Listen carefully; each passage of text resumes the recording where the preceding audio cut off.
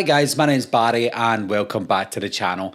I've decided that I'm going to do a Chris Stuckmann video. I know a lot of people have spoken about the Chris Stuckmann video regarding Madame Web, and I thought I would give my opinion as well, because some of the videos I've been watching, I've been looking at going, yeah, that's a good point, that's a good point. And in other videos I'm like, I don't think that's how it goes, but I won't mention those channels.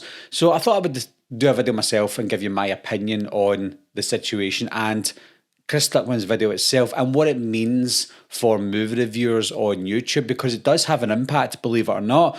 Now, not many of you would know this, but I've been on YouTube since 2011. So this is coming up for 13 years I've been doing this. I've only been doing this, what I'm doing just now, for about 6 or 7 years.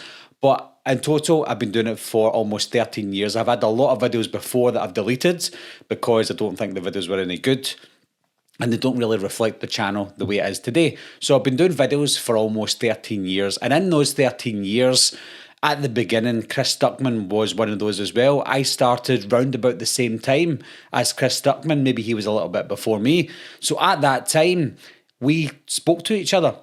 That's how low down he was at the time. We were all low down. He got his big break. And even through his journey becoming the biggest YouTuber in the movie world, we spoke to each other back and forth. He didn't know me personally, I didn't know him personally, and I didn't know he was going to become the person that he was today. So we had a connection back then. Obviously, as his channel grew, he couldn't respond to everybody, he couldn't talk to everybody he spoke to before. I'm not saying he left me behind, but all I'm saying is we've not spoken in years. And when I say we've not spoken, we didn't speak physically anyway, we just contacted each other through comments and stuff like that. So it was never that deep. However, I do have a connection with Chris Stuckmann. He was one of the people that helped me personally to get where I am today. So when it comes to Chris Stuckmann as a person, as a human being, he's such a nice guy. He was always a nice guy. He always has been a nice guy. And I'm assuming he always will be a nice guy. So this video is not an attack on Chris Stuckmann or his personality, because he's a genuinely nice person. He's got nothing bad to say about anybody, and that's it. So if you're here to maybe slag Chris Stuckmann or talk down about Chris Stuckmann, it's not really welcome here. You can say what you want. I don't tell people what to say. You can definitely say what you want, but this video isn't about just getting into Chris Stuckmann. That's not what it's about. I need to be constructive in anything that I do. I need to be constructive in any video that I bring out. So because I'm talking about his video in Madame Web, then I have to be constructive. I have to tell you the good things that he does in that video, as well as the bad things. Not the bad things that he does, but the things that could have bad consequences. Now, unfortunately for Chris, the video that he made has got more bad than good. So what I'm going to do is I'm going to start with the good things about his video and him, and then we'll go into the bad. Now here's the good.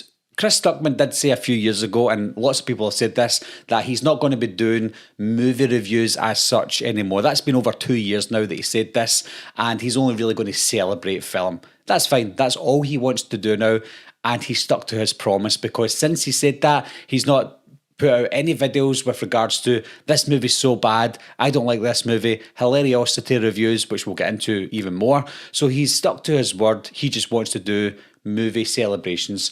And if you don't like that, you don't have to watch his videos. If you don't like that, you can unsubscribe to his channel. However, since he said he was going to just do celebration, his channel has still grown. So it can only be looked at as a positive for him, because he's getting more views and he's getting more subscribers. So if I was Chris Stuckmann and that's what I said, and I got more views and more subscribers, I would say, okay, people are on board with what I'm wanting to do.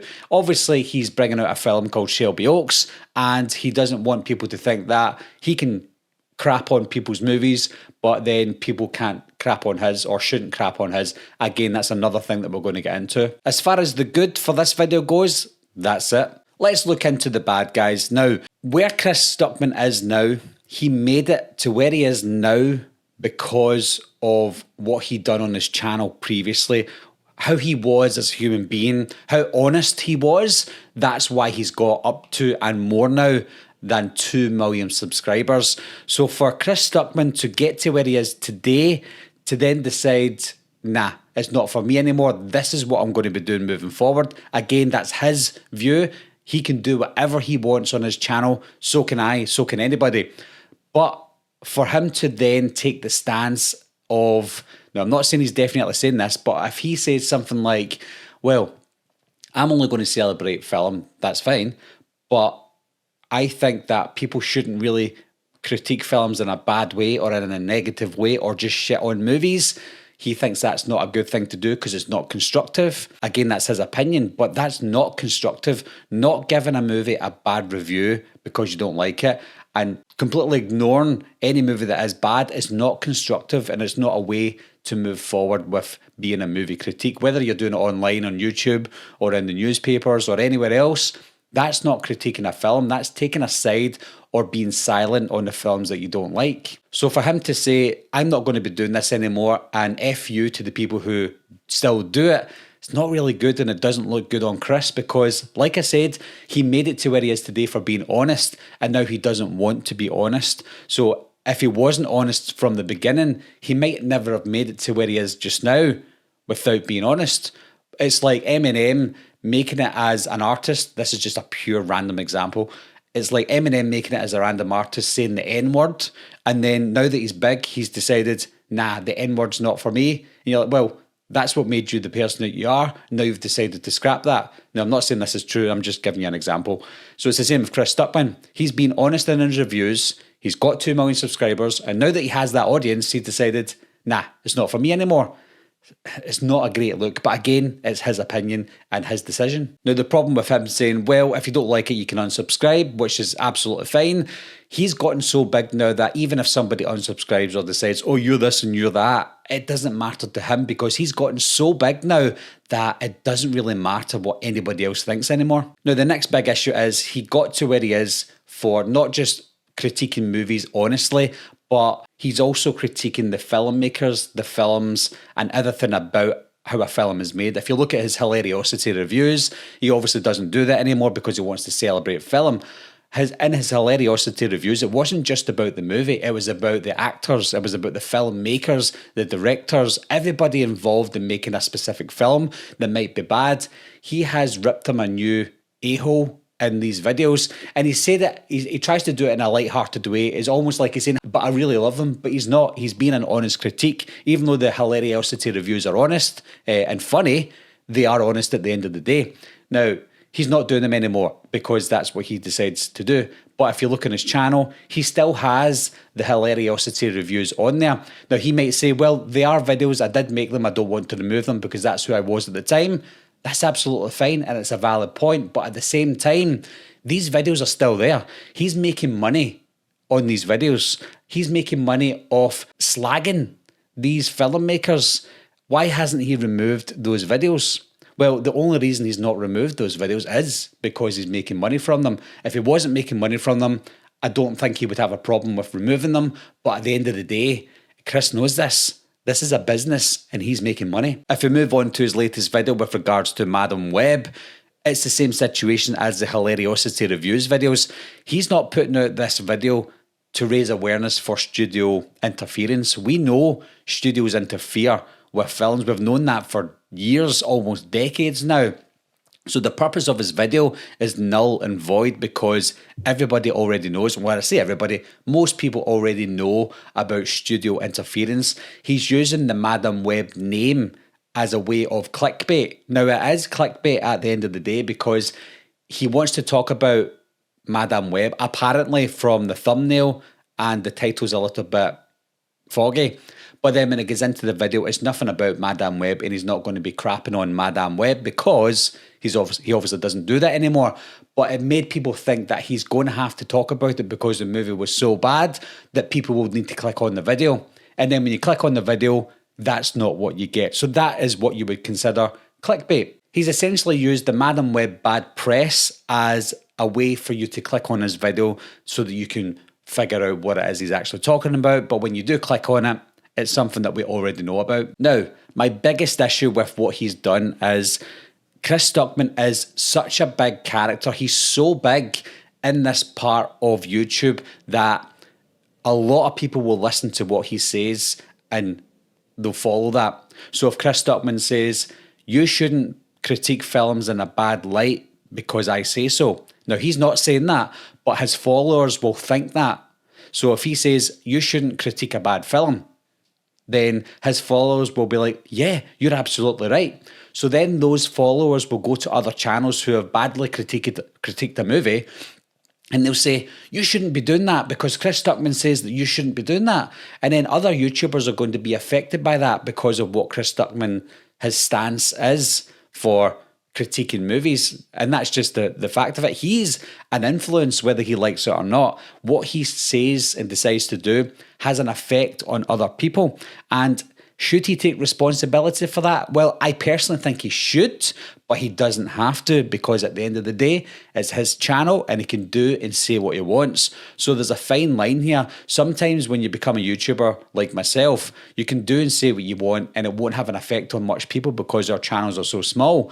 But when you become the elite YouTuber in your field, there is a sense of responsibility. You do have an influence on how the movie world and the movie critiquing world in YouTube is structured. So if you then break that structure to decide this is what I'm going to do and this is what I'm not going to do, because you've got so many followers and subscribers, that has a domino effect on everybody else. If you've chosen to celebrate good movies and not critique bad movies, that's fine, but that also means that you're being very selective in what you review. So whatever you review, if you're Chris Stuckmann, is automatically, in his opinion, a good film. So at the end of the day, you're still being judgmental, because any film that you put out there that you're celebrating, you're saying it's a good movie at the end of the day. Chris being a director now, directing Shelby Oaks, it shouldn't change the way he views film. It shouldn't change the way that he wants to critique a movie. Honestly, critiquing a movie should be the way to do it. That's the honest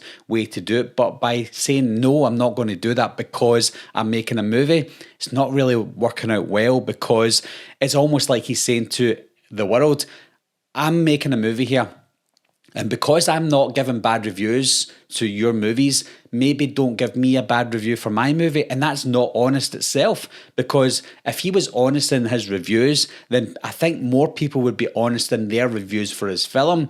But because he's decided not to be honest, then some people might look at his film and not be honest with the review for his film. So it also has a domino effect on him, and it might look bad, because some people will go, I liked Shelby Oaks, but because he's not an honest reviewer, then I'm just going to do this. Now, when I say he's not an honest reviewer, he has said, and we've said this before, he's not a reviewer anymore, but he's still Chris Stuckmann. He's still the person that everybody's known for the last 12 or so years. If you look at his Madam Web video, it's almost like he is just blaming the studio. And I know he's using Madam Web as an example, but it's the wrong example to use, because when you look at a film like Madam Web, it's not just studio involvement that's made the movie bad. It could be the acting, it could be the writing, the script, the director, it could be anybody involved. It's not always studio interference that's caused problems. There's been movies where studios have interfered and the movies have worked out better because their vision is the original vision that they decided that they wanted to go with, and a director might have come in and changed it up a bit and then they've moved it back. Same with a writer, screenwriter. Anyone coming in could make a film worse. It's not always the case that it's the studio that's caused the problem. If you look at Chris's sponsor obligation, he's obviously got a sponsor in the Madam Web video. Now, there are other channels that know Chris personally who have touched on this. I won't mention them because they know who they are. But sponsor obligation is a big thing for big YouTubers. And because he has a sponsor in this video, it just seems so random for him to have a sponsor and bring out such a random video. It's almost like he's only decided to make this video, whether he's agreeing with it or not. He's only decided to make the video because he knows the video is going to get views and it will make the sponsor obligation. We've all been there, all our YouTubers, where we're speaking about something that we don't really want to talk about, but because it's in the algorithm and it's going to get views, we'll do it. I've done it myself. Other channels have done it. Chris is no different, but I think he's making it look as if he's fooled everyone in his video when he actually hasn't. Some people don't like this guy, but if we look at The Critical Drinker, for example, he wrote a movie. He's wrote a movie called Rogue Elements, And he doesn't want people to hate his movie, but he knows there will be people out there that will be hating his movie because it's his, he wrote it. But there will be people who are honest out there. But one thing the critical drinker hasn't done is he hasn't changed his views on the way he's going to critique films. Now, yes, he's very negative in some videos where he critiques a film, but he's very balanced as well. And he's an honest critiquer. And because he's written a movie and a movie's coming out, he's not said, oh, I won't be doing this anymore. I won't be just celebrating film in the hopes that people celebrate my film. He's still honest about it. So that's the way you need to be. Whether you like the critical drinker or not, he's honest and you have to be that way. I followed Chris's journey for years, and throughout the years that I've followed Chris, most of his opinions on film have coincided mostly with what I think about film. So there are people that go to certain reviewers for their opinion on a film, so it can gauge whether you think you're going to like it or not. And Chris was always one of those people that I went to, watched his review for a film and decided for myself, is that something that I'm going to like or is it not? So he's always been honest in his approach, and it is a shame to see him go the way that he is, but at the same time, it's his opinion and he's still a nice guy. And we have to remember this as well at the end of the day. I've critiqued Chris's critique on his video, but I'm being honest about it and I'm not being disrespectful about it. And if anybody else wants to do the same, it's absolutely fine, because when you put yourself out there, you put yourself out there for critique. And that's what Chris has done, and he knows this, and he probably laughs it off. But with the amount of videos that have went on about him and his video, he's probably laughing it off, but at the same time, he is still a human being. So we need to remember that. So if anybody wants to go out there and call him names, just remember, this guy's a human being. You don't have to call him names. Critique his work, but don't call him names because it's not nice. The only tip that I would give Chris or anybody that's watching this video is never change who you are. Always remember where you came from. Never forget that, because at the end of the day, you might end up way back where you started, where you came from, back with us. Meeting adjourned. I'll be right back. What are you waiting for, huh? Coming to get you, Barbara. Ever played Skin the Cat? Someone's in the